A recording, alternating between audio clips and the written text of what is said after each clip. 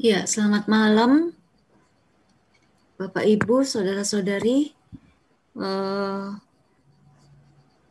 Ada yang bertanya kenapa suaranya tidak keluar. Mungkin memang kita tadi belum saling menyapa ya. Apakah Saudari Maikim Maria Agatha bisa mendengar suaranya?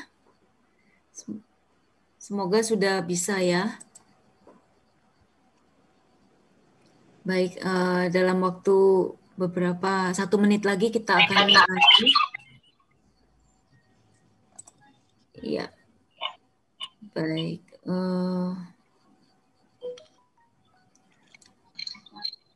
Ya, jadi nanti bagi Bapak Ibu, saudara-saudari yang mau bertanya, silakan langsung menuliskan di kolom chat.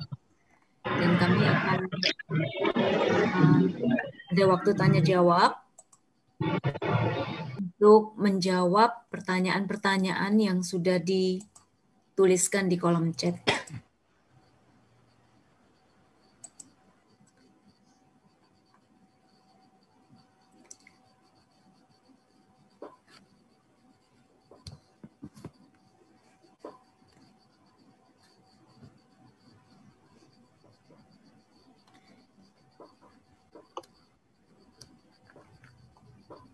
Baik, selamat malam Bapak Ibu, saudara-saudari, Romo. Saat ini kita sama-sama akan mulai seminar dari Komisi Kerasulan Kitab Suci Keuskupan Malang. Dan kita memberi tema judul pada malam hari ini untuk Bible for Life, yaitu apa kata kitab suci tentang uang. Jadi memang Bible for Life ini adalah program dari Komisi Kerasulan Kitab Suci untuk mencari apa kata kitab suci mengenai persoalan hidup kita sehari-hari, seperti itu. Baik, saya perkenalkan sedikit, Romo George, pembicara kita pada malam hari ini adalah seorang Romo, Imam CSE, lulusan Kitab Suci dari Urbaniana, Roma, dan sekarang menjadi dosen Kitab Suci di Stikas Santo Yohanes Salib di Bandol, Kalbar. Kalau ada yang mau cari, search nanti di internet ya, Sekolah Tinggi Ilmu Kitab Suci, Sekolah Tinggi Ilmu Katolik dan Seminari. Ya. Kemudian juga menjadi Bapak Asrama untuk kampus Institut Shanti Buana di Bengkayang. Ya. Dan saat ini juga menjadi Delegatus Kitab Suci untuk Keuskupan Pontianak. Saya pikir seperti itu perkenalan singkat. Saya persilakan untuk Romo George membuka dengan doa pembukaan dan melanjutkan dengan seminar ini. Terima kasih. Terima kasih Bu Ellen. Nanti saya minta tolong diizinkan untuk share screen ya. Oh, ya. Selamat malam Bapak Ibu, saudara-saudari yang terkasih di dalam Kristus. Saya tidak tahu apakah ada pastor, ada suster, ada bruder, frater di sini. Saya ucapkan selamat malam. Mari kita mulai kegiatan kita malam hari ini, pendalaman kitab suci, pendalaman firman Tuhan dengan doa. Dalam nama Bapa dan Putra dan Roh Kudus. Amin.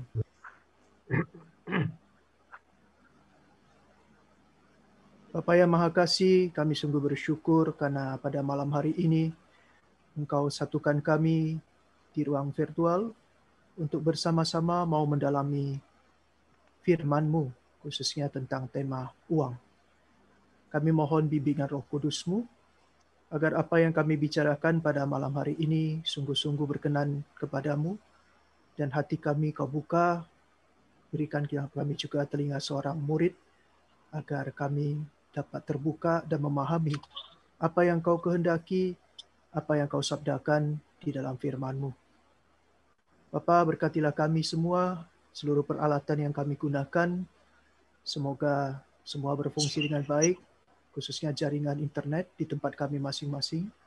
Semoga semuanya itu baik, tidak terganggu, sehingga kami dapat mengikuti semua acara ini dengan sebaik-baiknya. Berikanlah kepada hamba-Mu ini secara khusus rahmat, hikmat, kebijaksanaan untuk dapat menyampaikan apa yang diperlukan oleh umat-Mu yang hadir pada malam hari ini. Semua doa ini kami sampaikan ke dalam tangan-Mu ya Bapa, dengan pengantaran Kristus Tuhan kami. Amin. Dalam nama Bapa dan Putra dan Roh Kudus. Amin.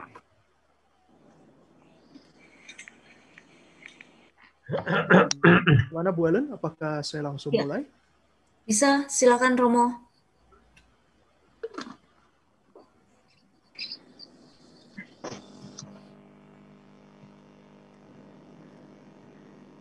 Saya belum bisa share screen ini. Belum ya? Ya, sebentar ya Romo.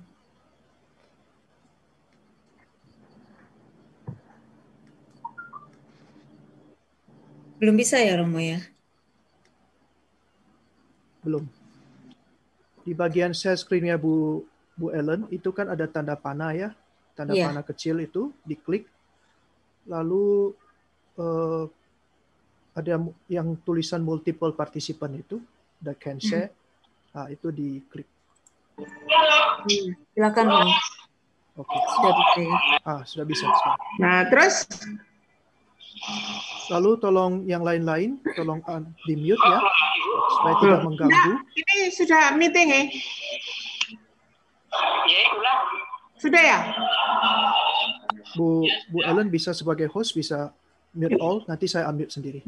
Oh, berarti tinggal dengerin ya sekarang ya?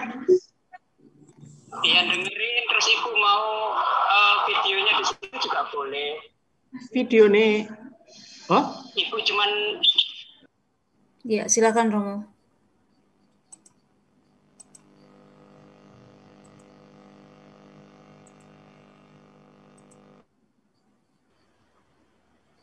Bentar ya. Iya. Ini di tampilan layar Bapak Ibu, saya sudah men-share tentang ini presentasi saya. Malam hari ini kita mau berbicara tentang uang. Ya, uang ini kita gunakan hanya di dunia ya, karena di surga itu kita sudah tidak pakai uang.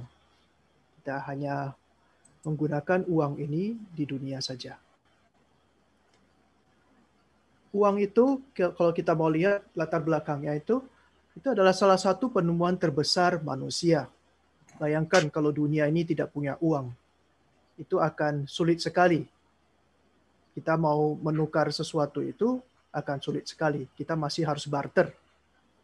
Namun uang ternyata meskipun ini ciptaan manusia, itu rupanya dipakai Tuhan juga untuk tujuannya. Tapi karena masih ada yang belum mute ya? Bisa di-mute. Iya Romo, ya sudah. Silakan. Saya di-mute juga kan? Oh, enggak. Oke, baik.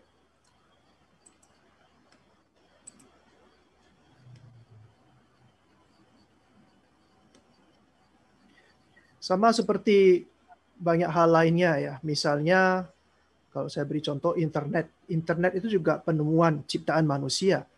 Tapi itu juga akhirnya bisa memiliki dimensi teologis. Bahkan Tuhan juga bisa mewahyukan dirinya. Itu lewat ilham-ilham yang kita peroleh dari penggunaan internet. Demikian juga dengan uang.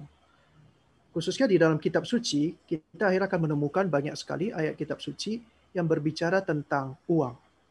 Jadi uang sebagai ciptaan manusia, juga hal-hal lainnya, makanan, rumah, yang merupakan bagian dari hidup manusiawi, itu diangkat oleh Tuhan, dan juga bahasa ya. Bahasa itu juga sarana, bayangkan tidak ada bahasa, tidak ada tulisan, kita susah untuk berkomunikasi.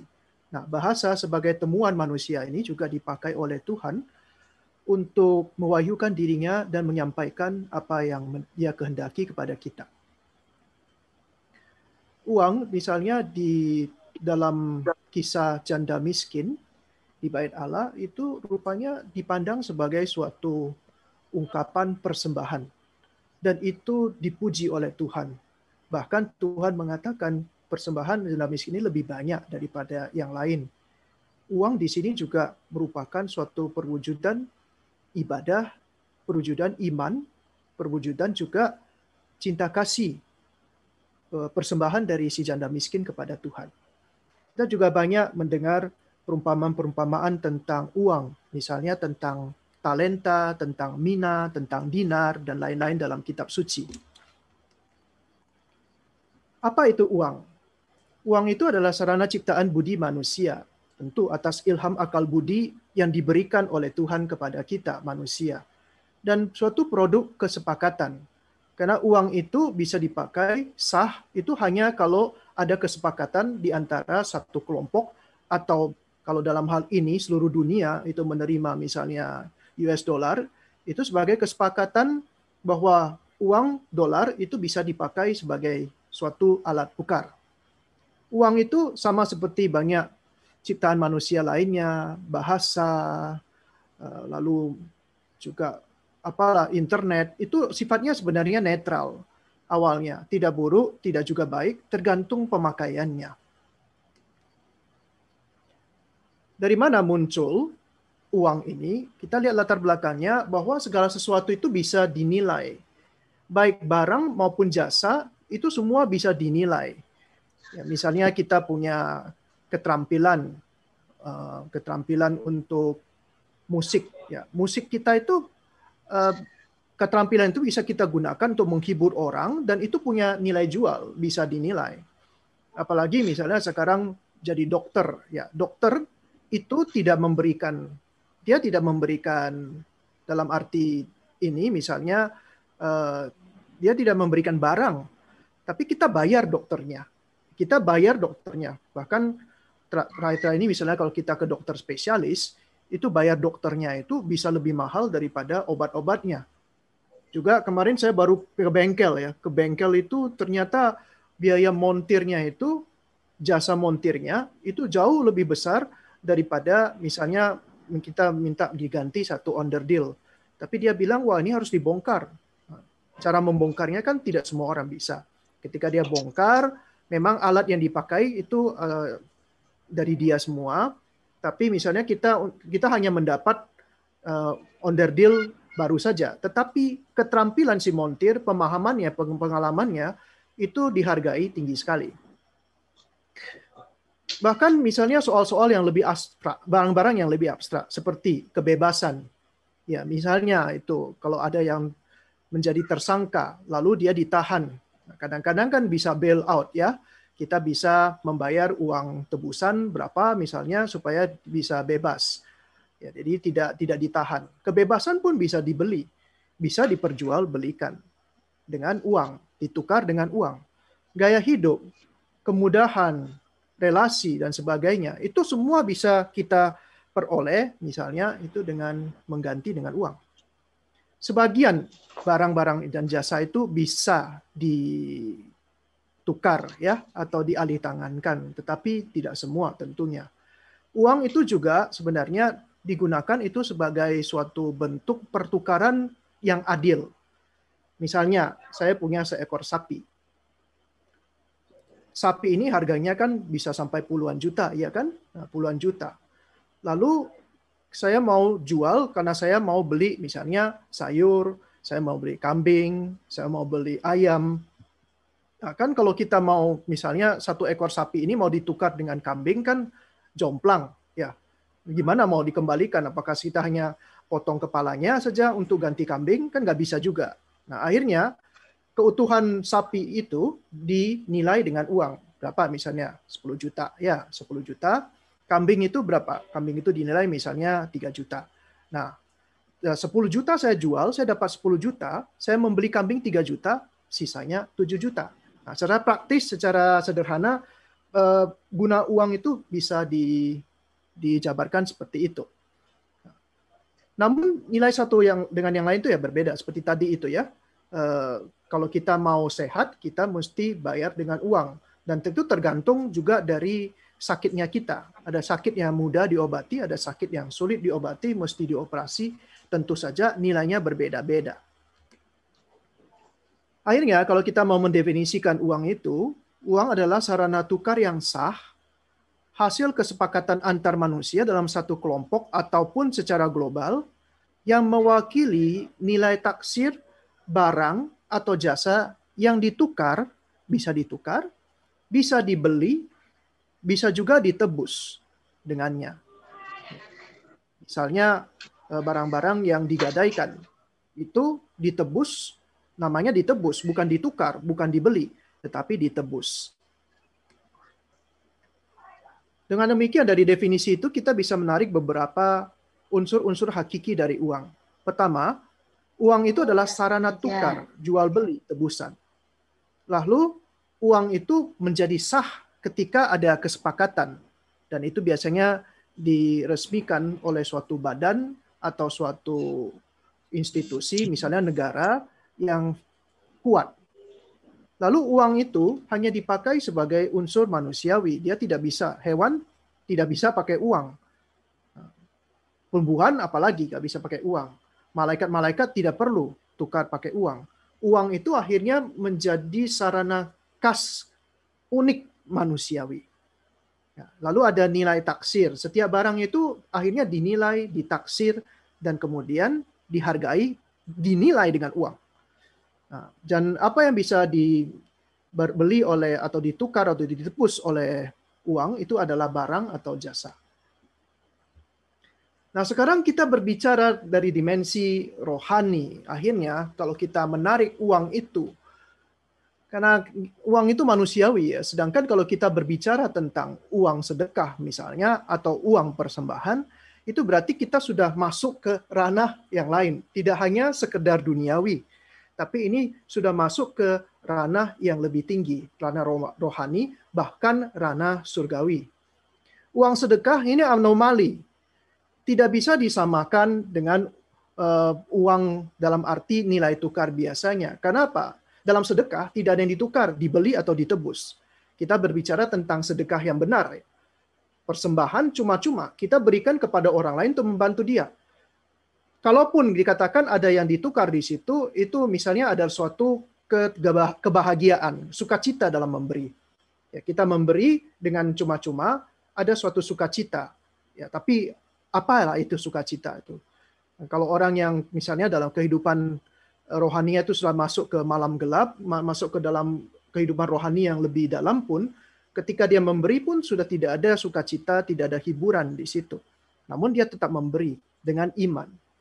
Tidak ada yang didapat dari dia. Secara kasat mata, bahkan secara emosional, tidak ada yang didapat misalnya dari sedekah seorang kudus. Tapi dia memberi dengan tulus, memberi dengan cuma-cuma, dengan kasih bahkan. Ya, di sini tidak ada balasan bagi dia minimal secara duniawi. Dan uang sedekah ini juga bisa diselewengkan. Tadi itu pemberian sedekah yang benar ya, tidak ada yang ditukar, dibeli, ditebus, cuma-cuma. Tapi juga akhirnya sedekah itu bisa kemudian dimanfaatkan untuk meningkatkan status sosial. Sekarang banyak itu orang memberi, tapi dengan istilah yang keren itu endowment ya. Tulisannya endorsement itu ya, endorment itu. Ketika dia beri, dia mau supaya namanya itu dipasang. Oh ini misalnya jalan salib ini dibangun oleh keluarga A gitu. Jadi sedekah. Atau kita misalnya memberi kepada panti asuhan, lalu kita publikasikan di medsos. Supaya apa? Meningkatkan status sosial kita. Nah itu adalah uang sedekah yang diselewengkan. Lalu uang persembahan, ini juga anomali. Karena uang persembahan ini kita berikan kepada siapa? Ya sebenarnya pada akhirnya itu tujuan kita memberikan uang persembahan, itu kita berikan untuk Tuhan. Memang dalam konteks gerejani, dalam konteks orang Yahudi juga, itu diberikan kepada para imam untuk dikelola mereka. Ya, kalau kita kepada gereja lah, persembahan kolektor kita berikan kepada gereja, itu supaya nanti gereja lah yang akan memutuskan itu uang itu digunakan untuk apa. Ya, nanti akan kita lihat dimensi kitab sucinya. Rupanya sangat jelas dalam kitab suci. Dasar kitab sucinya jelas untuk kolektor ini. Nah, dan uang persembahan ini sebenarnya sebagai ganti kurban. Kalau dulu kita katakanlah bisa mengorbankan seperti Kain dan Habel ya. Kita punya kambing, kita punya domba, kita bakar sebagai kurban bakaran untuk Tuhan. Nah, uang persembahan seperti ini, sebenarnya uang yang kita belikan kambing itu lalu diserahkan kepada gereja untuk dimanfaatkan, bisa sebagai bahan kurban, tapi juga bisa untuk keperluan lainnya, untuk sedekah dan lain-lain. Yang dilihat dari sini adalah hasil usaha kita. Kalau dulu pun misalnya kalau kita bertani, ya kita punya hasil, yaitu misalnya jagung, padi, nah itu beras, itu bisa digunakan untuk persembahan. Tapi bagaimana dengan yang menjadi pegawai? Nah, pegawainya ya, pegawai yang hanya menerima gaji. Nah, gaji itu adalah hasil dari kerjanya, dan itu sah-sah saja digunakan sebagai persembahan, pengganti kurban. Dan ini kita lihat dalam kitab suci banyak sekali itu. Misalnya di Bait Allah itu tempat akhirnya dijadikan tempat berjualan. Kenapa? Karena mereka itu kan mesti beli barang kurban, ya kan? Nah, mereka beli barang kurban, misalnya orang miskin itu beli burung tekukur atau burung merpati. Nah, itu mereka menggunakan uang. Nah, sebelum mereka menggunakan uang itu, karena untuk beli barang kurban, itu tidak bisa pakai uang kafir. Ya, kalau misalnya mereka pakai uang Romawi, itu ada gambarnya. Tidak boleh, tidak sah. Itu digunakan untuk membeli kurban, misalnya domba atau burung tekukur, itu menjadi tidak kosher, tidak halal. Ya, sehingga akhirnya mereka tukar dulu uang mereka. Uang yang dipakai secara sah di luar, yaitu uang Romawi, itu kemudian ditukar dengan uang shekel.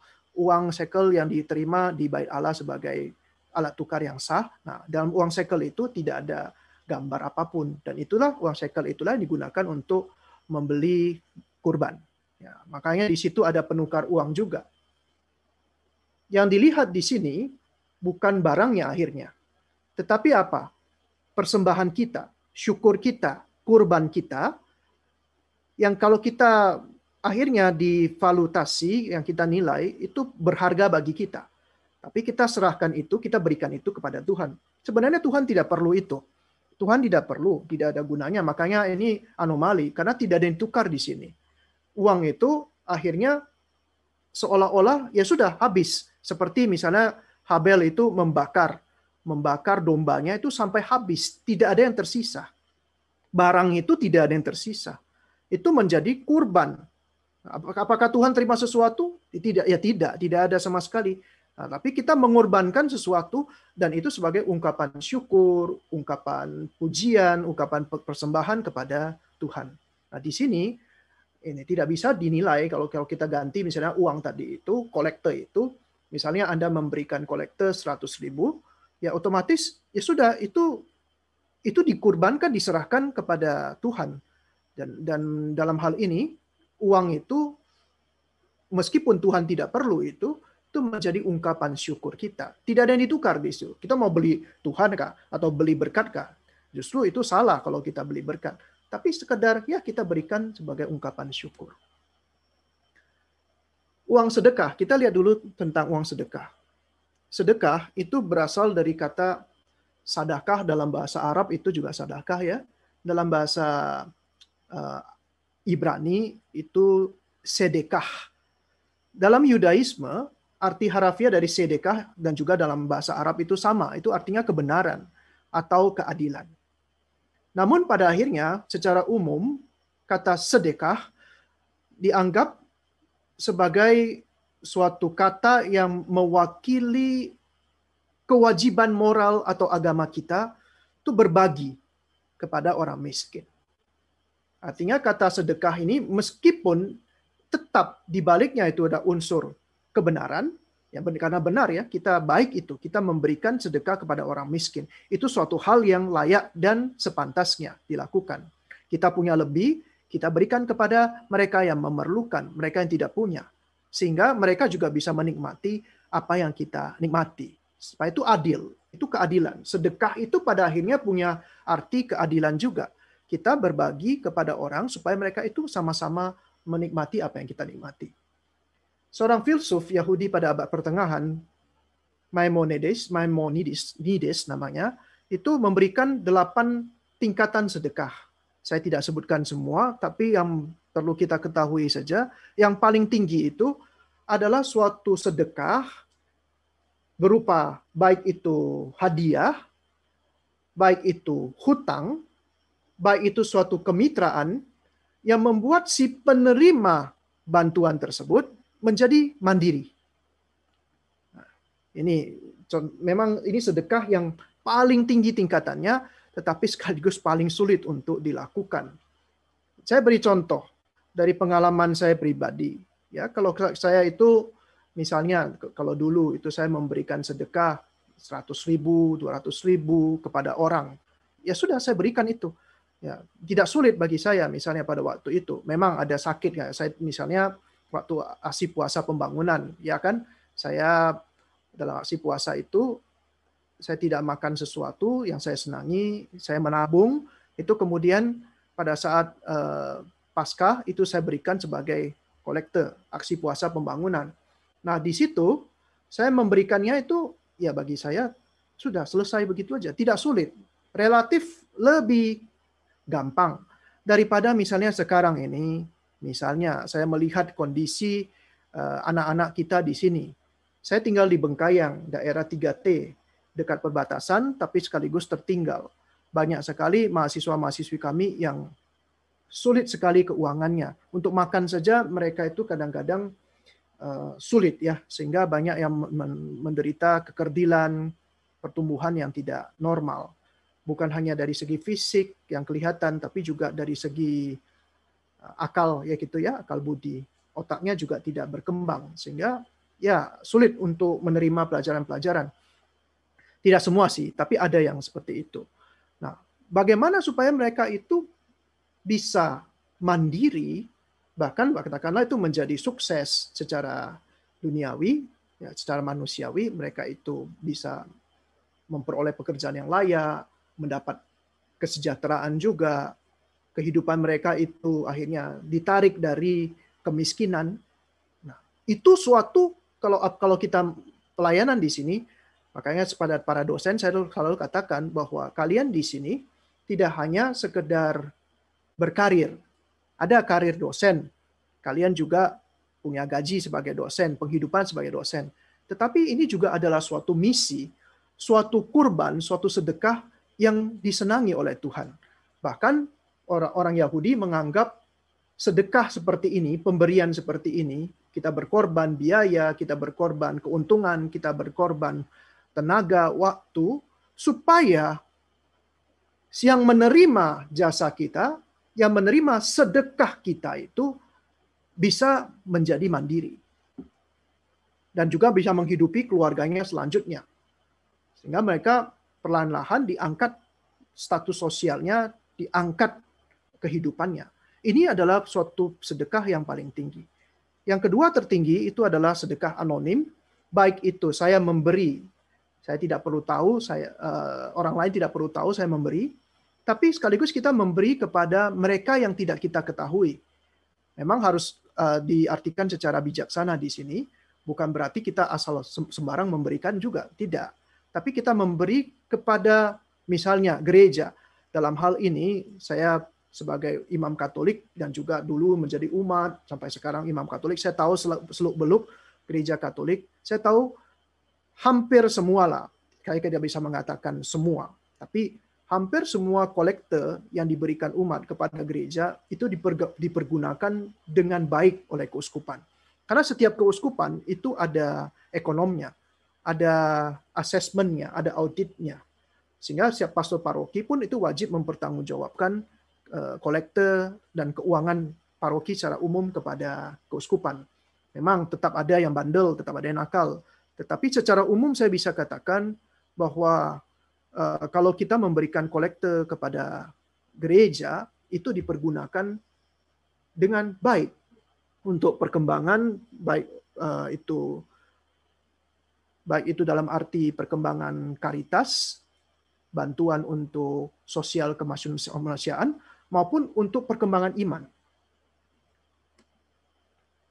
Kita lihat sekarang langsung baru masuk ke dalam apa kata kitab suci tentang uang sedekah. Ya, Perjanjian Lama menekankan sangat sering bahwa kita sebagai pengikut Tuhan, pengikut Yahweh, wajib untuk menolong mereka yang menderita, mereka yang kekurangan, atau dalam kitab suci disebut sebagai kaum Anawim.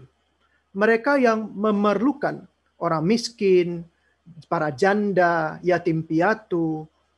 Kita wajib untuk menolong mereka. Dalam teks Ibrani Perjanjian Lama, kata yang dipakai untuk mengacu pada kata sedekah tidak secara umum, secara lebih sering itu dipakai kata sedekot.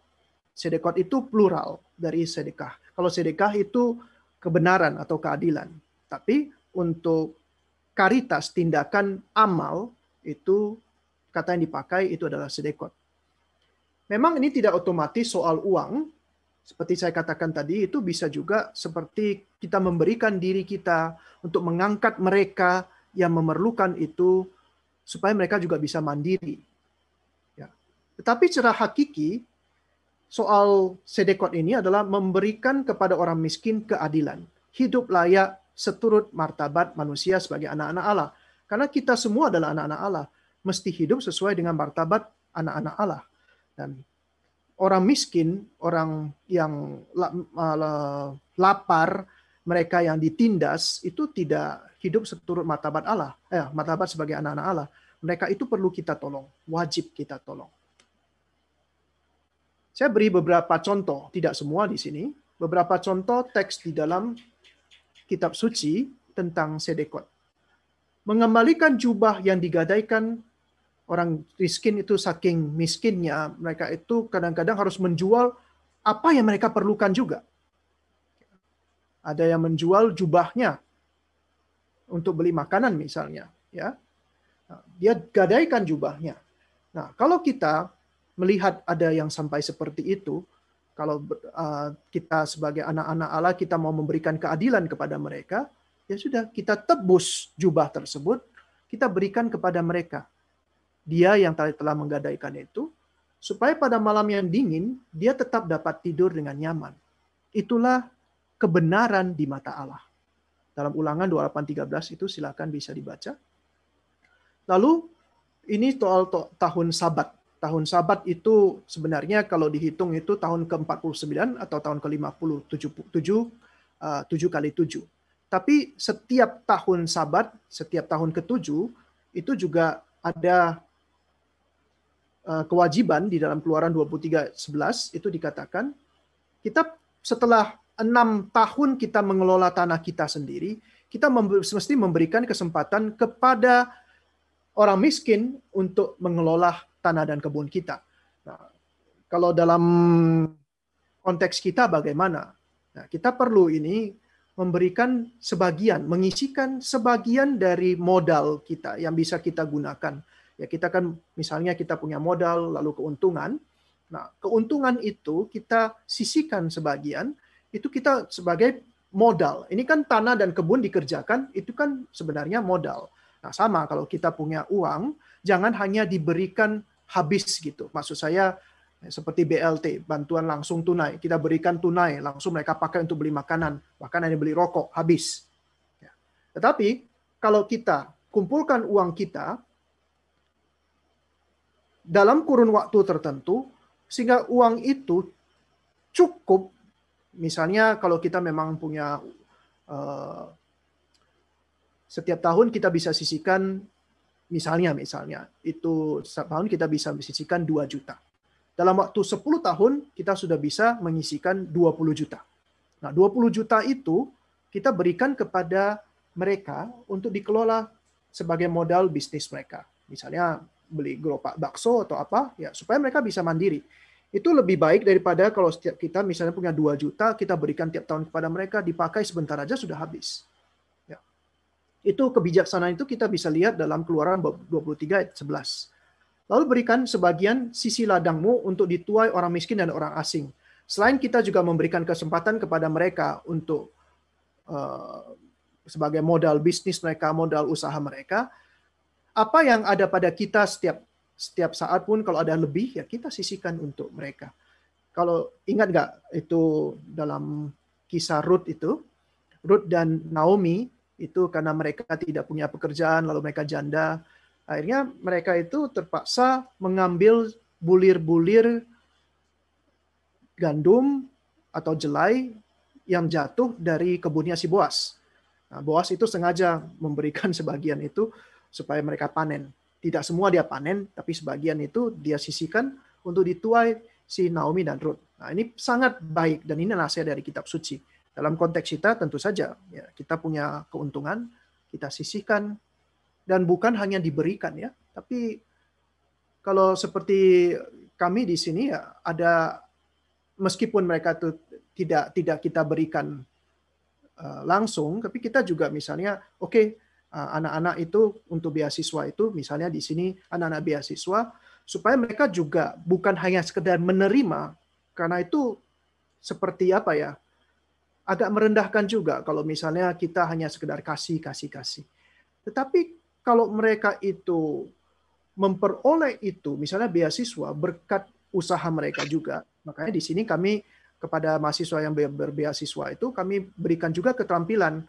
Kami berikan keterampilan, misalnya kami beri tugas di toko. Dia yang bertanggung jawab untuk keuangan toko. Sehingga setiap mahasiswa yang beasiswa itu pun harus ada semacam sumbangsi untuk membayar dalam tanda kutip, meskipun sebenarnya tidak perlu, membayar apa yang mereka dapatkan, yaitu beasiswa. Nah, seperti ini juga, kalau mereka kan kerja, ikut menuai, meskipun itu barang orang lain. Tapi mereka menuai itu, dari hasil kerja mereka menuai, mereka dapatkan makanan mereka. Itu jauh lebih bermartabat. Nah, setelah masa pembuangan, pembuangan itu tahun 586 sebelum Masehi sampai tahun 540-an sebelum Masehi, pembuangan ke Babel, ada penekanan yang sangat khusus akan hakikat rohani atau teologis dari mohon maaf, ini masih ada yang belum di-mute. Besok bawa Allah ya. Pak Sugiarto, boleh di-mute? Terima kasih. Jadi setelah pembuangan, berarti itu sampai zaman perjanjian baru, itu sangat berpengaruh, termasuk Yahudi, termasuk orang Farisi, ahli Taurat pada zaman Yesus, itu sangat dipengaruhi dari dimensi religius dari sedekah. Akhirnya sedekah itu menjadi suatu bentuk semacam cara untuk mendapatkan perhatian atau berkat dari Tuhan. Jadi ada semacam itu. Nanti akan kita lihat lebih lanjut.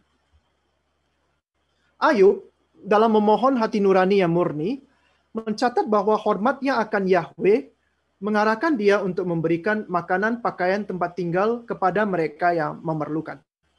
Jadi ketika kita mengasihi Tuhan, itu otomatis kita akan mengasihi sesama.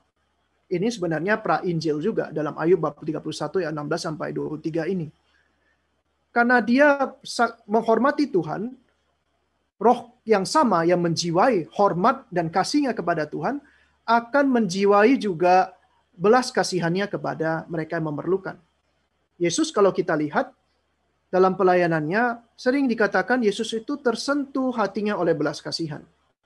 Hatinya bergolak oleh kasih sayang, oleh belas kasihan kepada mereka yang memerlukan. Itulah kasih Tuhan. Kasih Tuhan itu bukan kasih yang sekedar perasaan, tapi kasih yang membangkitkan semangat kita dan akhirnya tindakan kita untuk menolong mereka yang memerlukan. Dalam Tobit bahkan dikatakan sedekah, Tobit ini tulisan setelah masa pembuangan juga, sedekah itu melepaskan dari maut dan menghapus setiap dosa. Sayang waktu kita tidak banyak. Kalau enggak, saya ajak kalian untuk membaca satu persatu. Ini bahan kan sudah ada. Nanti kalian bisa baca sendiri teks-teks yang saya berikan, itu sebagai Lectio Divina juga bisa. Dalam Tobit, sedekah itu melepaskan. Mereka percaya bahwa sedekah itu melepaskan kita dari maut dan menghapus setiap dosa. Tentu sedekah yang benar, bukan sedekah dengan maksud tersembunyi, dengan motif terselubung. Sedekah itu menarik perhatian Tuhan. Nah, ini dia tadi yang saya katakan itu. Kalau kita bersedekah, itu Tuhan tertarik. Mungkin di sini jangan sampai diartikan keliru bahwa kita memberikan uang supaya kita mendapatkan perhatian Tuhan. Seolah-olah kita membeli perhatian Tuhan. Tidak dalam arti itu. Tetapi tindakan memberikan sedekah itu kalau dijalankan dengan tulus, nanti akan kita lihat kemudian, itu adalah perbuatan cinta kasih. Nah, karena Allah adalah kasih, setiap perbuatan dari cinta kasih itu pasti mengalir dari kasih Allah. Dan Allah pasti akan menyadari itu. Sehingga Allah tetap akan ingat. Karena Allah abadi, kasih abadi. Sehingga setiap perbuatan kasih kita yang mengalir dari kasih Tuhan, itu punya nilai abadi. Kemudian akan kita lihat itulah nanti yang disebut harta di surga. Harta di surga di mana ngengat tidak dan karat tidak merusakkannya. Pencuri tidak bisa mencurinya. Karena setiap perbuatan kasih yang mengalir dari kasih Allah itu punya nilai abadi dan Tuhan tidak akan melupakan momen itu sampai selama-lamanya. Kasih itu abadi. Harta kita di surga adalah kasih yang kita praktikkan di dunia ini. Kalau kita punya banyak, dalam Tobit itu juga ditambahkan, kalau kita punya banyak, berikanlah banyak juga. Punya sedikit, jangan takut memberi. Sebab memberi sama dengan menabung harta yang berharga bagi masa kesulitan. Nah, ini dari Tobit. Tobit mengatakan hal ini. Dan kalau kita jalankan dalam iman, kalau kita memberi sesuatu, Tuhan pasti akan memberi lebih banyak. Saya sebagai seorang imam, apalagi imam biarawan, kami ini tidak punya penghasilan dalam arti kami tidak punya gaji. Gaji saya ini semuanya dikembalikan ke biara. Kami tidak punya uang. Tapi kadang-kadang ada umat yang baik hati memberikan sedikit dan itu boleh. Ya, misalnya Romo ini untuk Romo pakai untuk beli sabun. Nah, tentu kami sudah ada kesepakatan di biara dalam nilai tertentu, dalam nilai tertentu, apalagi kalau intensinya untuk misalnya beli data, beli pulsa bagi Romo. Kalau kami pakai handphone, nah, tiap kali kami juga meminta dari biara itu berat untuk biara. Bayangkan ratusan orang ini kami sekarang. Nah, tapi kalau ada yang memberi Romo untuk data dan apa? Oke, saya ada dapat misalnya 100.000, tapi saya nggak pakai semuanya. Saya pakai hanya misalnya 50.000. 50.000 saya simpan untuk mereka yang perlu kemudian. Ya. Jadi saya perlu itu, tetapi bagi saya cukup misalnya 50.000. Ya. Memang sedikit itu. Tapi itu ketika ada yang perlu, yang sangat perlu, kadang-kadang saya tabung juga, ya saya berikan. Nah, dalam banyak kali juga saya terpaksa dengan sakit juga. Ada yang perlu sekali, tapi saya tidak punya uang. Saya terpaksa katakan memang saya tidak punya uang. Saya tidak punya penghasilan tetap. Tapi apa yang saya miliki, saya berikan. Ya, seperti kata para rasul itu, Petrus dan Yohanes. Emas dan perak tidak ada pada kami. Tapi ada apa yang ada pada kami berikan. Jadi saya berikan misalnya apa yang ada saya kumpulkan itu saya berikan secukupnya. Atau misalnya saya berikan dalam bentuk doa, berkat, itu yang saya bisa berikan kepada umat yang memerlukan. Nah, dan saya perhatikan memang, ini dari saya sendiri ya, ketika saya memberi, Tuhan juga tidak akan membiarkan saya kelaparan, ketakutan. Bahkan kadang-kadang luar biasa, ada orang yang perlu, dan perlunya itu misalnya 2 juta. Ya, 2 juta dia perlu. Tahu-tahu ada yang mengatakan, Romo ini 2 juta untuk Romo pakai bagi mereka yang perlu. Romo tolong salurkan. Dan pas itu 2 juta. Dan itu yang saya salurkan. Khususnya pada awal-awal COVID kemarin itu, kan banyak orang yang dipecat, di layoff, lalu pekerja harian itu awal-awal itu sulit sekali untuk mendapatkan pekerjaan. Mereka kehilangan pekerjaan. Nah, waktu itu banyak orang baik bersedekah. Dan salah satunya beberapa juga memberikan kepada saya untuk disalurkan. Dan luar biasa kalau hitung-hitungan manusiawi, itu yang diberikan itu yang masuk dengan yang keluar itu pas. Yang masuk berapa, yang diperlukan oleh mereka itu berapa. Jadi selalu pas. Lalu kalau kita memang bersedekah dalam iman, jangan takut untuk memberi meskipun punya sedikit. Yang sedikit itu dalam iman itu persis cukup bagi mereka yang memerlukan. Dan jangan takut juga setelah kita memberi, lalu kita sendiri akan kekurangan. Harus bijaksana di sini saya katakan. Jangan sampai juga saya dengar di Malang itu ada yang saking baiknya, saking berimannya, padahal itu bukan beriman, tetapi tidak bijaksana. Itu ketika ada orang yang perlu, saking dia baik hatinya atau saking nggak tahulah polos atau naifnya, dia tuh sampai meminjam uang untuk menolong orang tersebut. Sampai akhirnya dia ditimbun oleh hutang. Apalagi dia pinjamnya ke pinjaman online itu. Waduh, pinjam uang untuk bantu orang. Itu nggak masuk akal itu. Harus punya sendiri. Yang diberikan itu punya sendiri. Jangan punya orang lain kalian berikan kepada orang. Tapi yang memang milik sendiri. Janda miskin itu 2 peser, itu nafkahnya. Seluruh nafkahnya. Tapi punya dia. Bukan nafkah orang lain, dia pinjam untuk diberikan kepada Tuhan lewat persembahan. Harus bijaksana di sini. Sebaliknya, menolak memberi sedekah kepada yang miskin tidak akan didengarkan doanya. Sekali lagi, harus hati-hati menafsirkan ini. Karena orang miskin selalu ada padamu, kata Tuhan Yesus. Tidak mungkin juga kita memberikan setiap orang yang datang kepada kita minta tolong, kita tolong. Kadang-kadang ada orang yang memang betul memerlukan, kadang-kadang ada orang yang memanfaatkan kita. Nah, apalagi ya karena kita tidak bisa juga. Kalau mau tolong orang miskin di seluruh dunia ini, siapa yang sanggup? Negara sehebat Amerika, sebesar Jepang, Cina, itu pun masih banyak orang miskin. Masa kita lebih hebat daripada mereka, mau mengentaskan kemiskinan di seluruh dunia, itu kata Tuhan Yesus, orang miskin selalu ada padamu. Yang bisa kita tolong sesuai kemampuan kita. Bahkan kalau misalnya kita memang punya sesuatu yang kita perlukan sendiri, tapi itu milik kita, kalau kita berikan pun kepada orang lain yang lebih perlu, nah silakan. Bahkan kalau nyawa kita sendiri, asal milik kita, bukan nyawa orang lain kita korbankan.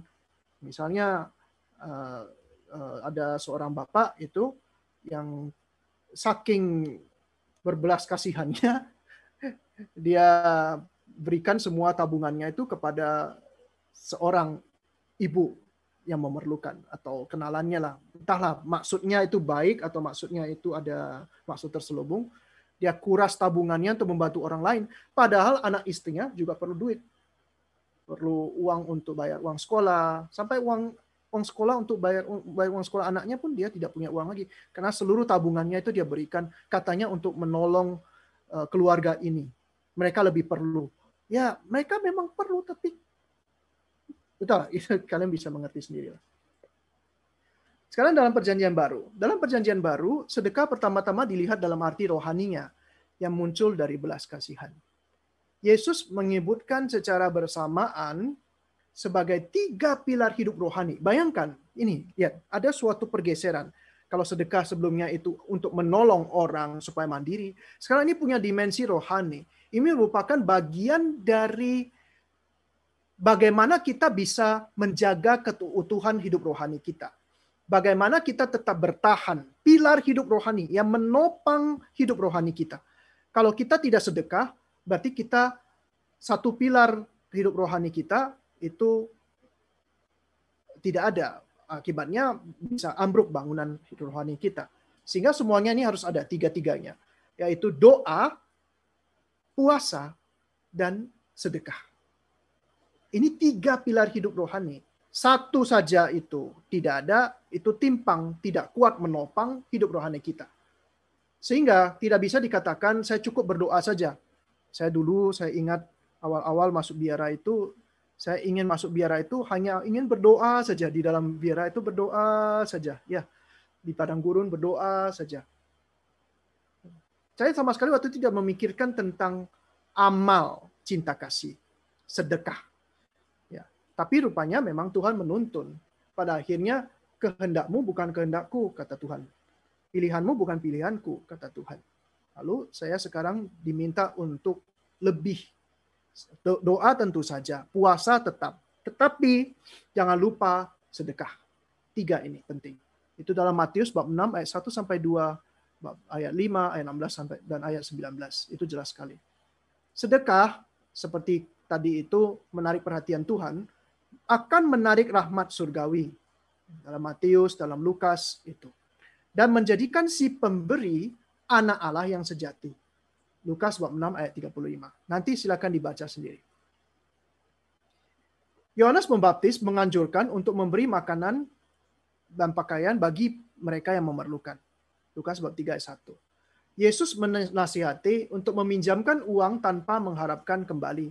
Kalau kalian meminjam uang, ini dalam keluarga kami, keluarga dari pihak Bapak ya, kami sejak awal dari kecil itu diajari suatu prinsip. Memang ini di antara kami sendiri, tapi tidak tertutup untuk di antara kami sendiri, tapi juga berlaku secara umum. Kakek saya itu mengajarkan, kalau kalian itu ada yang meminjam uang kepada kalian, bukan meminjam, ada yang minta pinjaman uang dari kita, dari kami, itu jangan berikan. Jadi jangan berikan pinjaman. Tapi kalau kamu memang punya uang, berikan. Tapi kalau kamu tidak punya, jangan pinjam. Itu. Atau kalau kamu punya uang, tapi itu uang itu kamu perlukan, jangan pinjam. Tapi kalau kamu punya uang itu, oke. Dan itu artinya itu masih cukup untukmu dan untuk dia, ya sudah, berikan saja. Khususnya kepada keluarga. Jangan pernah di dalam keluarga kami, itu ada yang namanya hutang piutang. Jangan berhutang, jangan meminjam. Itu prinsip yang diajarkan oleh kakek kami dan saya kira itu sangat berkesan bagi saya juga ya. Sehingga setiap kali ada teman saya yang pinjam uang dulu itu sebelum masuk biara itu, saya tidak pernah pinjamkan. Saya kan ini udah kamu pakai saja. Itu. Dan saya kira itu sangat apa ya istilahnya ya? Ya, membuat kita bebas juga. Membuat kita bebas juga. Kalau kita meminjamkan padahal uang itu kita perlukan dan kita harapkan itu untuk kembali, yang ada nanti sakit hati aja itu. Sehingga teman bisa jadi lawan. Kalau teman pinjam uang, jangan pinjamkan. Tapi berikan apa yang memang kamu mampu. Lukas mencatat bahwa Paulus tetap bekerja bukan hanya untuk menutupi ongkos perjalanannya, tetapi juga untuk membantu mereka yang perlu pada waktunya. Sebagai rasul, Paulus itu luar biasa. Dia juga adalah seorang artisan, seorang pembuat tenda, membuat kemah. Sehingga dia itu untuk membiayai perjalanannya, jangan kira Paulus itu meminta uang untuk dia. Dia memang minta uang kolektor, nanti akan kita lihat. Dia minta uang kolektor dalam suratnya kepada umat di Korintus. Tetapi bukan untuk dia, untuk gereja. Untuk keperluan sehari-harinya, dia membuat tenda dan menjualnya. Bahkan dia masih mengisikan keuntungannya untuk membantu mereka yang memerlukan pada waktunya. Paulus mengatur persembahan, nah ini dia. Tadi untuk gereja, tapi juga bagi mereka yang miskin. Kita bisa lihat dalam Roma bab 15, 1 Korintus bab 16, 2 Korintus bab 8 sampai 9. Jadi Paulus juga meminta jemaatnya kepada umat-umat yang tempat di mana dia menjadi gembala bagi mereka, meminta mereka juga untuk mengisikan uang persembahan bagi mereka miskin. Sudah sejak zaman itu. Lalu Yakobus. Menurut Yakobus, agama yang benar itu menuntut setiap umatnya untuk mencari sarana yang dapat menolong saudara-saudara mereka yang berkekurangan. Itu otomatis seperti kata Ayub ya. Hormat akan Tuhan, takut akan Tuhan, cinta kasih akan Tuhan, otomatis itu akan membangkitkan belas kasihan kepada sesama. Seperti kata Tuhan Yesus juga pada akhirnya. Kalau kamu mengasihi Tuhan, kasih yang pertama, utama, itu mengasihi Tuhan Allahmu. Mengalir dari situ, yang sama dengan itu, kasihilah sesamamu manusia seperti dirimu sendiri. Dalam perjanjian baru juga dikatakan tentang kaum Farisi yang sibuk soal persepuluhan, uang sedekah, tetapi hal-hal penting, maksud saya persepuluhan, tapi soal penting, soal ketidakadilan, artinya pemberian sedekah kepada orang miskin itu diabaikan. Oke, persepuluhan penting. Kolekte kepada gereja itu baik. Tetapi jangan lupakan juga orang yang miskin, mereka yang telanjang, mereka yang lapar, mereka yang haus. Jangan sampai Tuhan Yesus dalam diri mereka kalian abaikan. Sehingga pada hari zaman, waduh, diadili, kamu waktu saya lapar, waktu saya sakit, kamu tidak kunjungi. Kamu tidak bertolong. Wah, kapan Tuhan itu? Apa yang tidak kamu lakukan kepada salah satu saudaraku yang paling miskin ini, engkau tidak lakukan untuk aku. Jadi perlu kolekte, sedekah, dua itu. Kisah para Rasul mencatat kata-kata ini. Ini sebenarnya adalah kata-kata Tuhan Yesus sendiri. Ya, karena Paulus dalam memberikan kesaksiannya, dia mengatakan, Tuhan Yesus mengatakan, adalah lebih berbahagia memberi daripada menerima. Ini salah satu kata-kata Tuhan Yesus yang berada di luar Injil. Karena di luar Injil itu juga ada kata-kata Tuhan Yesus yang dikutip oleh para rasul. Ini salah satunya. Dalam Kisah Para Rasul bab 29 ayat 35. Tuhan Yesus bersabda, adalah lebih berbahagia memberi daripada menerima. Lalu Tuhan Yesus juga dalam Injil Matius mengatakan, jangan sampai tahu tangan kirimu apa yang diberi tangan kananmu. Ini tentang sedekah dalam perjanjian baru.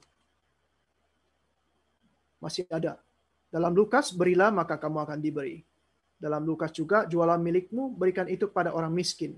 Persiapkan bagimu harta di surga. Lihat ini. Pemberian sedekah kita dari belas kasihan, dari cinta kasih, itulah harta di surga. Jika engkau mau bersempurna, pergi jualah milik ini kepada orang muda yang kaya. Sama ini. Berikan itu kepada orang miskin, maka engkau akan memiliki harta di surga.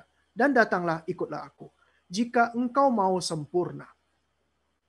Lihat, tidak cukup doa, ibadat, tidak cukup puasa. Karena orang muda yang kaya itu semua sudah dilakukan. Dia sudah lakukan semuanya. Doa, puasa, ibadat, juga kewajiban-kewajiban yang digariskan di dalam Taurat. Semua sudah dia lakukan. Tetapi yang kurang apa? Sedekah. Jual milikmu, berikan pada orang miskin, dan engkau akan punya harta di surga. Prinsip persembahan, uang persembahan sekarang. Tadi itu sedekah, sekarang ini uang persembahan. Prinsip dalam persembahan adalah cinta kasih, seperti persembahan Kristus. Kalau tadi sedekah itu lebih dimensi yang horizontal, tentu saja punya nilai teologis juga. Persembahan ini lebih ke nilai horizontal. Kita berikan itu untuk perkembangan gereja, untuk perkembangan iman, untuk perkembangan perluasan kerajaan Allah. Persembahan itu biasanya punya dua ujung tujuan. Pertama itu tentu saja yang lebih manusiawi, ya, itu untuk pembangunan atau untuk aksi sosial. Tapi juga yang kedua untuk misi. Misi itu macam-macam. Misi itu adalah pekabaran Injil. Untuk mengabarkan Injil itu perlu sarana, perlu gereja, tempat ibadat, perlu macam-macam. Pastor perlu mobil, perlu sepeda motor untuk ke stasi-stasi, perlu juga ongkos jalan dan sebagainya. Itu misi, ya. Jadi tadi itu persembahan itu untuk sosial karitatif, membantu mereka memerlukan, tapi juga dimensi misioner dari uang persembahan. Untuk misi gereja, untuk perluasan kerajaan Allah. Karena tidak bisa misalnya pastor kami misalnya di pastor paroki kami di sini, stasi di sini ratusan. Ada yang mesti naik perahu boat. Sekali jalan itu bukan 1-2 juta, bisa sampai 10 juta sekali jalan itu. Mungkin sekarang udah agak seperti dulu lah. Nah, sekarang mungkin 1-2 juta itu sudah bisa lah. Ya. Tapi perlu biaya 1-2 juta untuk kunjungan ke stasi. Nggak mungkin orang stasi di pedalaman, mereka yang bahkan hidup masih di bawah garis kemiskinan, mereka membayar uang jalannya pastor. Ya. Nah, dari mana? Nah, itu dari uang persembahan umat yang punya dimensi misioner itu. Kadang-kadang dalam persembahan itu, kita asal kita benar-benar tulus, kita bisa memberikan itu sampai sakit. Karena kata Mother Teresa juga, memberi belum memberi, mengasihi belum mengasihi, kalau belum sampai sakit. Lalu kita menginjak satu kata yang sangat populer, sangat terkenal, walaupun saya kira tidak terlalu sering dibicarakan di dalam gereja Katolik, yaitu persepuluhan. Persepuluhan ini berasal dari kata masher, yang punya arti memang sepersepuluh. Kata ini muncul sekitar 30 kali dalam Perjanjian Lama. Cukup sering ini. Cukup sering. Masher ini. Yang paling terkenal antara lain, kata ini pertama kali muncul dalam Kejadian bab 14 ayat 17 sampai 20. Itu ketika dikatakan Abraham memberikan 1/10 dari seluruh miliknya kepada Melkisedek, seorang imam. Jadi ini dasarnya. Persepuluhan diberikan kepada imam. Dan imam itulah yang kemudian menggunakan itu untuk keperluan, kalau kita di sekarang ini, misi, dan juga untuk membantu mereka yang miskin. Janji Yakub di Betel. Di situ ketika Yakub menang dalam pergulatan lawan, bukan menang ya, tapi dia bergulat dengan Tuhan di situ, lalu dia mendirikan satu altar di Betel. Betel itu artinya Bet itu rumah, El itu Tuhan, Elohim, rumah Allah. Janji Yakub di Betel untuk memberikan 1/10 dari miliknya kepada Tuhan. Lalu bilangan bab 18 ayat 21 sampai 32. Dalam janji Yakub itu memang tidak dijelaskan bagaimana itu caranya. Memberikan 1/10 itu maksudnya apa. Tapi kemudian kita lihat keturunan Yakub, keturunan Israel, itu ada Lewi namanya. Lewi itu salah satu anak dari Yakub. Dalam bilangan bab 18 ayat 21 sampai 32, akhirnya Lewi, salah satu anak dari Yakub ini, dan keturunan-keturunannya, mereka lah yang mengatur 1/10 milik Yakub ini. 1/10 milik Yakub untuk dipersembahkan kepada Tuhan. Bagaimana caranya? Ya, nggak tahu imam itu. Karena Lewi hanya memikirkan soal Tuhan, mereka hanya bertugas untuk memikirkan peribadatan, hanya Lewi lah yang berikan 1/10 dari seluruh milik Israel untuk mereka kelola. Dan dalam imamat juga, dalam bilangan ini juga dikatakan, 1/10 dari persepuluhan seluruh Israel itu harus diberikan. Nah, ini satu lagi dimensi. Mungkin saya lupa ini. Tuhan ampuni saya. Bukan hanya dimensi misi ya. Tadi uang kolektor itu tidak hanya untuk misi, tidak hanya untuk bantuan kepada orang miskin, tapi minimal 1/10 dari persepuluhan itu harus diberikan untuk persembahan kepada Tuhan, untuk ibadat. Ya, tentu saja di dalam gereja kita membeli misalnya anggur, hosti, seluruh peralatan liturgi, buku-buku. Saya baru mau pesan buku untuk buku misa harian yang baru itu. Satu buku tuh saya lihat ternyata 140.000. 140 sampai 150.000. Ini mahal sekali ya, dan itu kami perlu beli itu sampai 9 buku. Ya, tapi sudah oke lah, itu sudah kemarin bisa beli itu. Dari uang mana? Dari kolektor. Tentu saja untuk peribadatan, untuk persembahan kepada Tuhan, untuk keperluan liturgi. Ya, saya minta ampun lah tadi lupa. Kolektor itu juga untuk liturgi. Ya, itu perlu. Minimal 1/10 dari persepuluhan umat. Ini ada dasarnya dalam kitab bilangan. Lalu ternyata persepuluhan itu tidak hanya untuk para pastor, para imam, para gembala, para lewi. Itu juga setiap 3 tahun ada persepuluhan tambahan. Ini, sekarang kalian mungkin beruntung, tidak ada persepuluhan wajib seperti ini ya. Nah, untuk orang Yahudi, orang Israel pada zaman itu, ada lagi tambahan, setiap 3 tahun ada persembahan atau kolektor untuk amal. Lalu setiap tahun ada juga persepuluhan untuk keperluan hari raya dan pesta. Dalam perjanjian baru, nah perjanjian baru itu tidak menyinggung atau menilainya. Ya. Bahkan dalam arti tertentu, kadang-kadang persepuluhan itu dianggap sebagai suatu ikatan yang membuat orang melupakan hal yang paling penting. Misalnya dalam kisah orang Farisi di Bait Allah, dikontraskan dengan si pemungut cukai yang berdosa itu. Si orang Farisi ini berdoa di Bait Allah dengan mengatakan, aku berpuasa 2 kali seminggu dan memberikan persepuluhan. Sedangkan si pemungut cukai tidak berani menegakkan kepalanya, sambil tunduk dia terus berkata, Tuhan kasihanilah aku orang berdosa ini. Siapa yang pulang dengan dibenarkan? Kata Tuhan Yesus. Yang pulang dengan dibenarkan, dijawab juga oleh umat yang hadir waktu itu, adalah si pemungut cukai itu. Jadi jangan lalu kita, kalau kita sudah sering atau kita memberi dengan rutin, seolah-olah kita pasti masuk surga. Seolah-olah kita lebih baik daripada orang lain. Tidak. Yang lebih baik atau yang berharga di mata Tuhan itu adalah yang memberi dengan kasih, yang memberi tanpa pamrih, yang mengerjakan itu bukan sebagai suatu kewajiban, tapi sebagai ungkapan cinta kurban kepada Tuhan. Ungkapan syukur kepada Tuhan. Motifnya, jangan lupa, itu yang paling penting. Nah, ini tentang kolekte secara khusus. Ini supaya kita lihat dalam 1 Korintus bab 16 ayat 31-3, Paulus mengatakan kepada umat di Korintus tentang pengumpulan uang bagi orang-orang kudus. Bagi orang-orang kudus ya.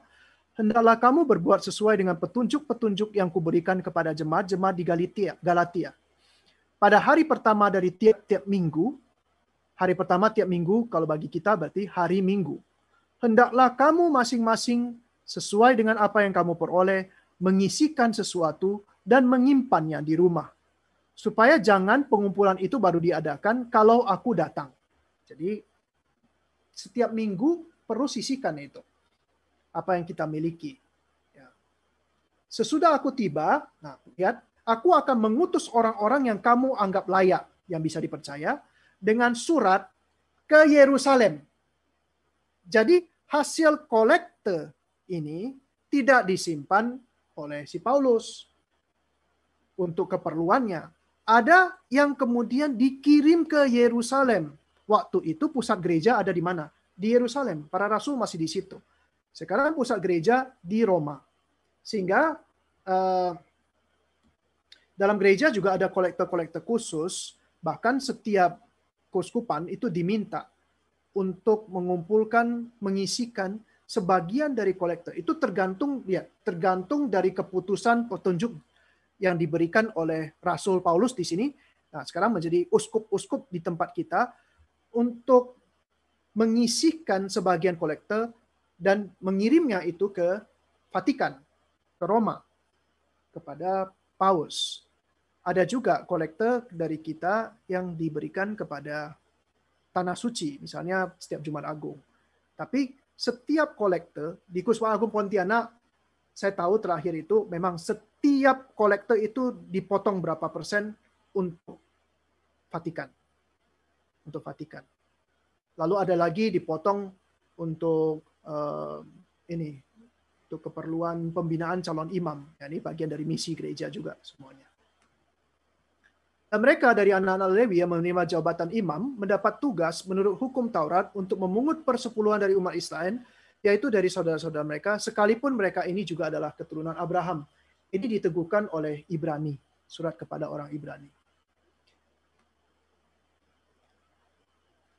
Soal mamon yang tidak jujur, ini mungkin hanya sekilas saja. Dikatakan dalam Lukas bab 16 ayat 9, ikatlah persahabatan dengan mempergunakan mamon yang tidak jujur. Supaya jika ketika mamon itu tidak dapat menolong lagi, kamu diterima di dalam kemah abadi. Banyak orang yang kesulitan untuk menafsirkan ayat ini, untuk mengerti ayat ini. Tapi secara sederhana saya mau menjelaskan bahwa di sini mamon itu merupakan suatu personifikasi. Memang ada yang namanya dewa mamon, dewa kekayaan, dewa uang. Mamon itu simbol uang yang tidak jujur. Jadi bukan uang yang halal, uang yang dipakai secara benar, tapi uang yang digunakan atau uang yang diperoleh secara tidak jujur, uang yang tidak halal, ya, uang yang diperoleh dengan kejahatan. Tapi juga bisa berarti uang dalam arti yang kita gunakan seolah-olah itu sebagai suatu tujuan. Ingat, bahwa mamon itu dipakai hanya di dunia saja. Tidak bisa kita menggunakan mamon untuk masuk surga. Untuk masuk surga itu kita perlu Kristus. Ya. Mamon, tidak mungkin kamu mengabdi mamon lalu mengabdi kepada Tuhan. Tidak mungkin. Dua hal yang berbeda. Jadi kalau kamu mengabdi Kristus, abdilah Dia, timbunlah harta di surga yaitu cinta kasih, supaya kamu dengan kurs itu, ya terakhir ini, kurs itu dari kata Belanda, kurs, artinya nilai tukar. Ya. Mata uang yang kita pakai di surga itu apa? Yang berlaku di surga. Harta di surga. Itu bukan segala macam valuta yang ada di dunia ini. Itu tidak ada lagi, tidak digunakan. Kita mati tidak membawa apa-apa. Dan juga kalau kita bawa pun tidak laku. Ya. Tidak ada mata uang yang laku di surga. Harta di surga itu adalah kasih. Ya. Jadi setiap perbuatan cinta kasih, karena Allah adalah kasih, setiap kali kita melakukan sedekah, mempersembahkan uang persembahan, uang kolekte, itu seolah-olah, kalau saya boleh bandingkan, ketika kita menukar, kalau kita memberikan uang persembahan dengan cinta kasih, ketika memberikan sedekah dengan cinta kasih, itu ditukar dengan mata uang surgawi, ya, dan itu menjadi harta kita yang tidak bisa habis. Artinya kalau kita menukar itu dengan kasih, artinya kasih itu tidak bisa juga kita pakai untuk menukar yang lain, tidak bisa. Jadi itu menjadi milik kita, harta kita yang nggak bisa berkurang lagi. Tetap akan tambah, tetap akan abadi, tidak akan berkesudahan. Karena Allah adalah kasih. Baik, dari saya sekian. Kalau ada mau pendalaman, silakan Bu Ellen. Ya, terima kasih Romo. Di room chat sudah ada pertanyaan. Yang pertama, apakah uang sedekah yang diselewengkan itu perbuatan dosa? Yang kedua, apakah boleh mencari uang atau bekerja pada hari Minggu atau pada hari raya gereja? Dua dulu itu, Romo?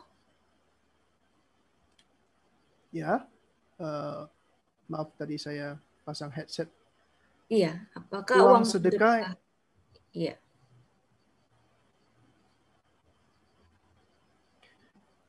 Saya kira pertanyaannya sudah menjawab sendiri ya. Uang sedekah itu kan yang sejati, yang benar, itu diberikan kepada mereka yang memerlukan. Kalau sampai, jangankan uang sedekah, uang yang diselewengkan saja, itu sudah disebut mamon yang tidak jujur. Ya, jadi kalau uang yang dipakai atau diperoleh lewat tindakan yang tidak jujur, itu sudah merupakan lawan dari Tuhan. Mamon yang tidak jujur. Apalagi uang sedekah, uang amal yang kemudian yang harusnya itu diberikan kepada orang miskin, itu lalu kita pakai untuk kepentingan diri kita sendiri. Itu dosanya double. Udah jelas itu saya kira. Lalu apakah boleh mencari uang bekerja pada hari Minggu atau hari raya gereja? Secara umum,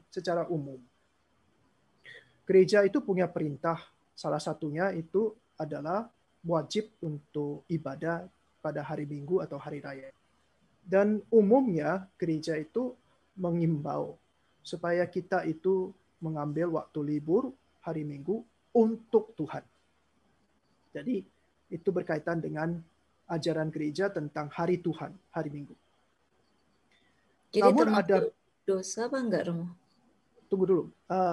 Secara umum demikian. Tetapi ada profesi-profesi tertentu yang tidak bisa, misalnya mereka petugas keamanan misalnya. Lalu petugas kesehatan yang memang mesti dinas pada hari Minggu atau hari raya. Gereja mencoba untuk memfasilitasi. Mereka tetap bahkan wajib untuk kerja. Kalau mereka tidak kerja, bagaimana untuk melayani orang sakit? Pastor sendiri pun, kalau saya sendiri itu kerjanya justru banyak hari Minggu. Namun di sini perlu dipertimbangkan sungguh-sungguh. Gereja sangat hati-hati di sini. Jadi untuk memfasilitasi mereka yang kerja hari Minggu, itu gereja sekarang sudah sejak puluhan tahun yang lalu mengizinkan untuk misa sunset. Ada misa hari Sabtu. Ya. Jadi janganlah kalau kalian yang sudah memang diberi kesempatan untuk misa hari Sabtu, lalu karena alasan saya kerja dinas hari Minggu, lalu tidak beribadah pada hari Minggu. Ambillah hari di mana kalian itu bisa beribadah. Bisa Sabtu sore, bisa Minggu sore. Karena Minggu sore juga sudah ada misa sekarang. Di Bengkayang saja ada misa Minggu sore. Baik. Ya, Romo. Yang selanjutnya, kenapa Yesus menggunakan kata mamon? Apakah mamon yang dimaksud oleh Tuhan Yesus memiliki definisi yang sama dengan uang? Ini bisa kalian cari di internet, sangat banyak sekali penjelasan tentang mamon ini. Saya tidak memperdalam karena di internet itu kalian bisa mendapatkan definisi dari kata mamon itu sendiri. Bahkan sampai ulasan yang mendalam tentang kata mamon. Mamon itu sebenarnya mengacu pada dewa kekayaan.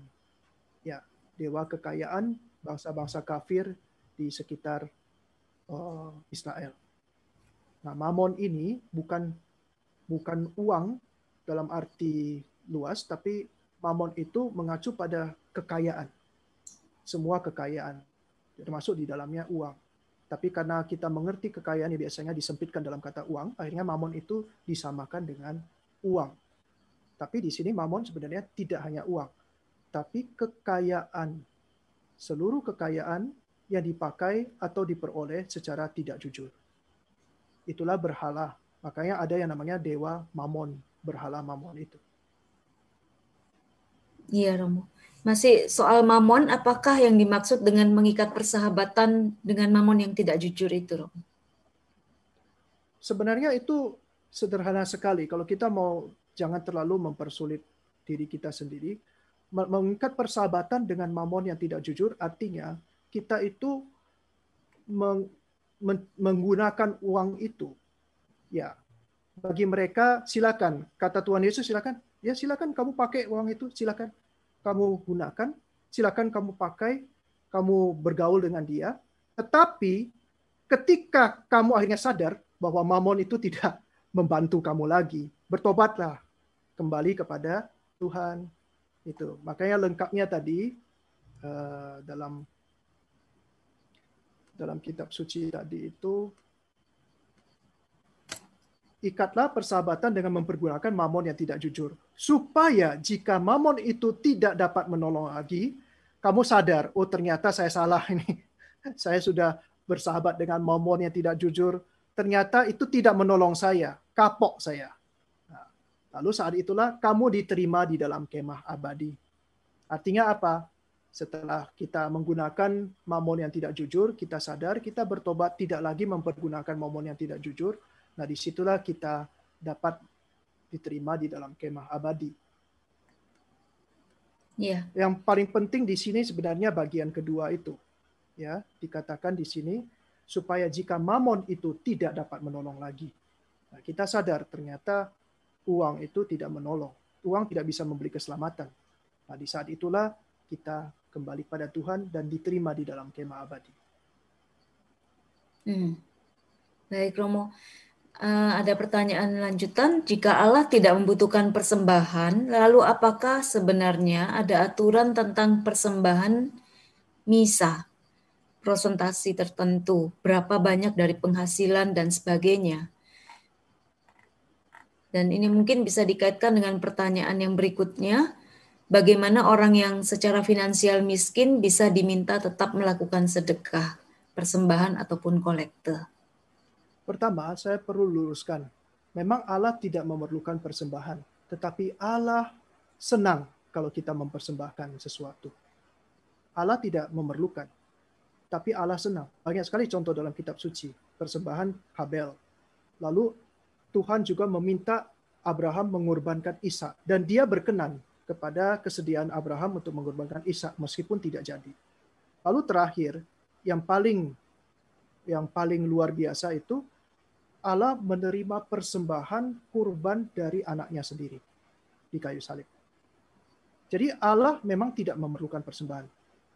Namun Allah sangat menghargai, sangat mendambakan, sangat mengharapkan, kalau boleh saya katakan ya, dia itu menghargai persembahan dari kita. Meskipun dia tidak perlu itu. Harus dibedakan ya. Jadi kalau dikatakan memang Allah tidak membutuhkan persembahan, namun dia mengharapkan kita memberikan sesuatu kepadanya. Sama seperti kalau saya ingat ada satu perumpamaan, ada seorang ibu ulang tahun. Lalu anaknya itu masih kecil ya, anaknya baru usia 5 tahun. Lalu anak itu mengambil bonekanya. Bonekanya itu kan pemberian dari ibunya juga. Bonekanya dia ambil, lalu dia berikan kepada mamanya, lalu katakan, "Ma, ini kado ulang tahun buat mama." Ya. Bonekanya ya punya ya yang beli, yang setiapkan, yang berikan boneka itu ya mamanya. Ya. Tapi ketika si anak kecil ini, gadis kecil ini, mempersembahkan boneka itu kepada mamanya, padahal itu boneka kesayangannya, tapi dia memberikan kepada mamanya sebagai hadiah ulang tahun. Itu mamanya terima sampai nangis. Begitu terharu. Nah, demikian juga, memang apakah si ibu itu memerlukan boneka itu? Ya tidak. Tapi ungkapan cinta kasih, ungkapan kasih sayang dari si anak itulah yang menyentuh hatinya. Dan demikian juga dalam setiap persembahan kita, hendaknya kita mempersembahkan dengan niat tulus untuk mencintai Tuhan, membalas cintanya. Yang dilihat bukan bonekanya, yang dilihat bukan persembahan kita, tapi apa? Cinta kasih kita dalam memberikan itu. Lalu soal persentase, apakah sebenarnya aturan tentang persembahan? Tidak ada. Dalam gereja Katolik tidak pernah ada itu. Ya, dulu-dulu pun tidak pernah ada. Ada persepuluhan, tapi tidak semua mempraktekkan. Jadi tidak ada aturan umum. Di Italia sampai sekarang masih ada setiap orang Katolik itu langsung yang punya pekerjaan, yang punya penghasilan, itu langsung dipotong 10% untuk persembahan kepada gereja. Di Jerman saya dengar sampai terakhir itu masih ada atau sudah dihapus. Tapi waktu saya di sana masih ada itu persembahan atau pajak gereja namanya. Mereka langsung dari gajinya itu dipotong pemerintah untuk gereja. Sebesar kurang lebih 10%. Makanya banyak orang Jerman, banyak orang Eropa, Italia, dan Jerman khususnya yang lebih memilih untuk tidak lagi jadi Katolik. Kenapa? Begitu mereka terlahir sebagai Katolik, dibaptis Katolik, mereka kerja, otomatis berkurang pendapatannya 10% untuk gereja. Itu salah satu penyebab juga banyak orang muda yang meninggalkan gereja. Itu luar biasa menurut saya itu. Karena mereka itu begitu kerja, ada penghasilan, mesti bayar pajak. Ya otomatis itu menjadi beban juga bagi mereka. Dan cukup banyak yang meninggalkan gereja karena alasan itu. Jadi tidak ada persentase. Ke Indonesia tidak ada. Apalagi? Lalu bagaimana orang miskin bisa tetap diminta untuk melakukan sedekah, persembahan atau kolekte itu?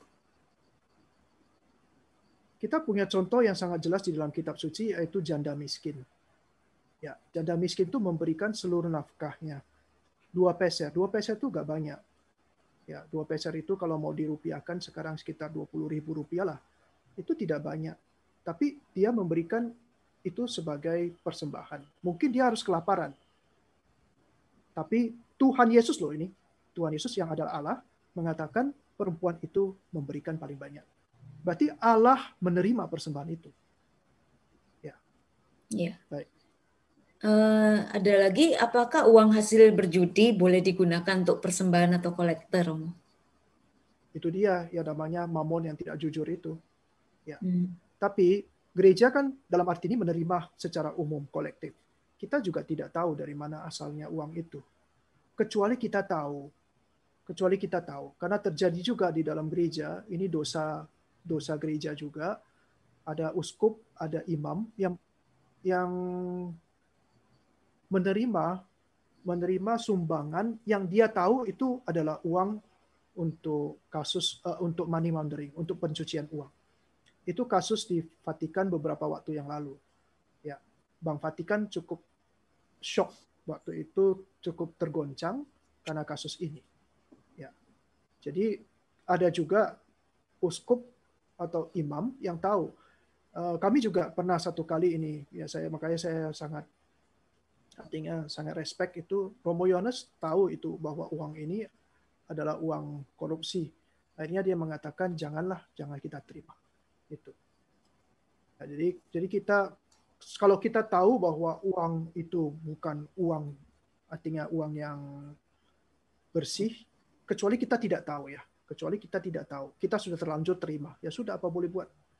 Kalau kita sudah terlanjur terima, ya apa boleh buat? Sebisa mungkin janganlah kita menggunakan atau menerima sumbangan uang yang kita tahu persis itu adalah uang yang diperoleh lewat kasus yang tidak legal. Kalau kita sendiri, misalnya Anda sendiri yang berjudi kemudian memberikan sumbangan kepada gereja, yaitu hati nurani Anda lah. Hati nurani Anda yang akan mengadili Anda sendiri.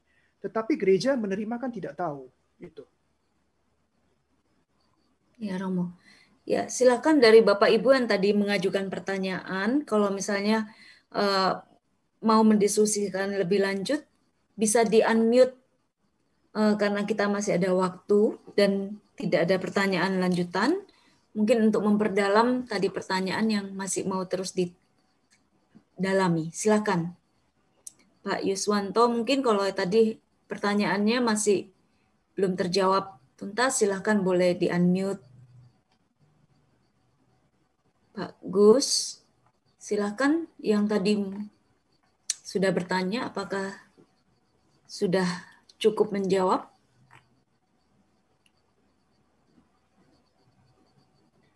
Ya, kayaknya nggak ada nih Romo. Silakan kalau Romo mau menambahkan sesuatu. Mungkin ini suatu pengajaran yang belum pernah kalian dapatkan. Ini tema yang katakanlah agak tabu.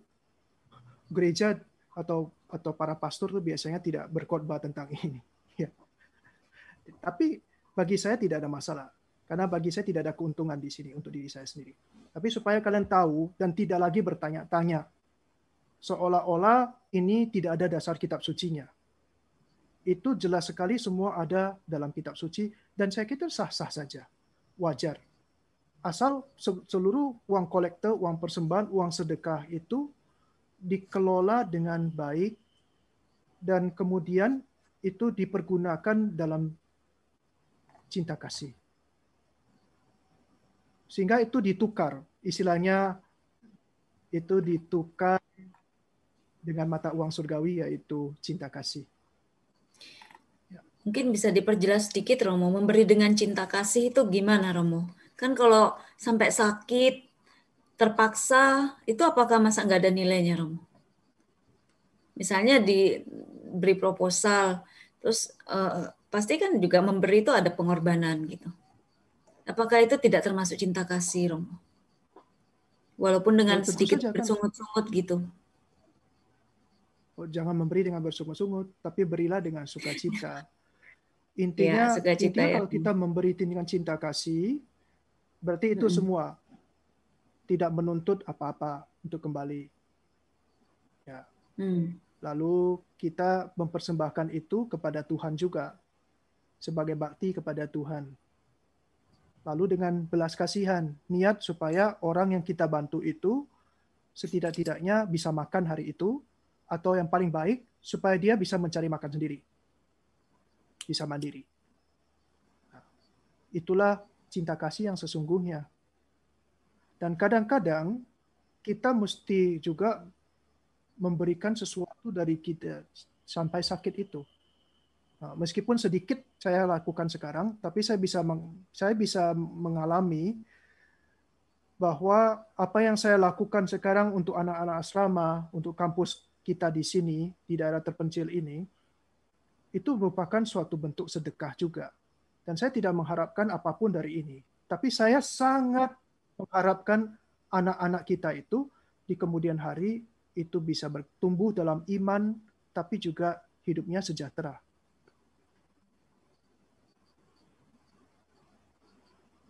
Demikian. Iya, Romo. Terima kasih, Romo.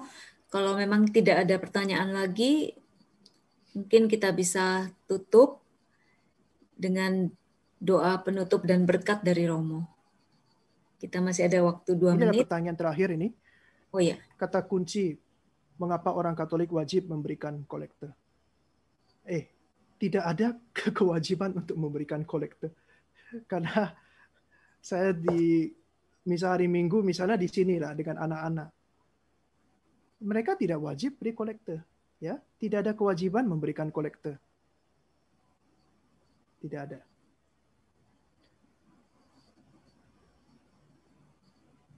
Mesti saya jawab bagaimana? Bisa diberikan kata kunci mengapa orang Katolik wajib memberikan kolekte. Kata kuncinya orang Katolik tidak wajib. Kata kuncinya tidak wajib. Itu. Seikhlas kalian. iya, Romo. Jadi untuk prosentase 1/10 itu juga tidak wajib ya, Romo. Tetapi mungkin ada juga yang menjalankan ya, Romo. Kalau Orang memberi Katolik dengan tidak wajib ya, dan bahkan tidak dituntut 1/10. Tapi banyak orang Katolik yang memberikan bukan hanya 1/10, tapi seluruh hidupnya untuk Tuhan. Nah, itu menangnya kita. Kau boleh dikatakan menangnya kita dari gereja-gereja lain. Kita banyak kaum muda, pemuda-pemudi yang memberikan seluruh nafkahnya, menjual seluruh miliknya, memberikan kepada orang miskin, dan mengikuti Yesus. Kita perlu bersyukur adanya kaum biarawan, biarawati, para imam yang meninggalkan segala sesuatu untuk mengikuti Tuhan Yesus. Ya, banyak juga kaum awam yang bisa begitu. Sekarang cukup banyak rasul awam, di KTM juga ada yang full time untuk pelayanan. Ya, itu bisa juga. Jadi jangan minder dalam tanda kutip ya, bahwa orang Katolik ini kalau memberikan persembahan itu pelit. Tidak juga. Ada yang bahkan memberikan seluruh hidupnya, seluruh hartanya untuk gereja. ya. Terima kasih banyak Romo penjelasannya. Mungkin bisa dilanjutkan dengan doa dari Romo dan berkat penutup. Kalau tidak ada pertanyaan lagi. Sepertinya nggak ada.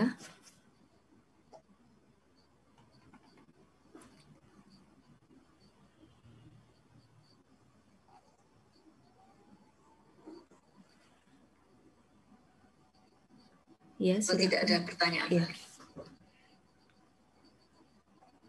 Silakan dari Romo mungkin bisa dilanjutkan dengan doa penutup. Baik. Ya. Dalam nama Bapa dan Putra dan Roh Kudus. Amin. Bapa, terima kasih atas berkat-Mu, khususnya di dalam sesi kali ini. Kami mohon berkat-Mu supaya kami dapat memahami begitu banyak materi yang harus kami cerna. Namun kami percaya Roh Kudus-Mu akan membantu kami. Sehingga apapun di kemudian hari, Roh Kudus-Mu itulah yang akan mengingatkan kami akan segala sesuatu bila diperlukan. Jagalah kami dari mamon yang tidak jujur, supaya kami dapat selalu mengarahkan hati ke surga untuk menumpuk harta di surga. Bantulah kami untuk mengasihi tanpa pamrih, sehingga sungguh-sungguh kami hidup dalam kasih-Mu. Terima kasih ya Bapa, kami serahkan diri kami, istirahat kami malam hari ini ke dalam tangan-Mu, dengan pengantaran Kristus Tuhan kami. Amin. Bunda Maria, mohon doa-Mu bagi kami semua. Salam Maria, penuh rahmat Tuhan sertamu. Terpujilah engkau di antara wanita. Terpujilah buah tubuhmu Yesus. Santa Maria, Bunda Allah, doakanlah kami yang berdosa ini, sekarang dan waktu kami mati. Amin. Tuhan bersamamu dan bersama rohmu. Semoga kita sekalian seluruh keluarga kita, hidup dan pelayan kita senantiasa dipenuhi, dilindungi, diberkati oleh Allah yang Maha Kuasa, Bapa dan Putra dan Roh Kudus. Amin. Terima kasih kepada Romo George dan juga kepada saudara-saudari semua yang sudah hadir di dalam seminar malam ini. Dan kita bertemu lagi bulan depan tanggal 19 Februari bersama Romo George kembali dengan Bible for Life, tema tentang apa kitab suci mengenai luka batin. Kami menantikan kehadiran Anda kembali dan kita tetap bersatu di dalam kasih, di dalam doa. Dan semoga lewat pengajaran malam hari ini kita semakin mengerti apa yang dikehendaki Tuhan di dalam mengelola uang yang dipercayakan kepada kita. Terima kasih Romo, terima kasih kepada kita semua. Selamat malam. Terima kasih Romo. Malam, Baik, Tuhan terima berkati kasih. semua. Selamat Bye-bye. malam. Terima kasih, senang berjumpa dengan kalian semua. Tuhan memberkati. Ya, Tuhan memberkati. Terima kasih Romo.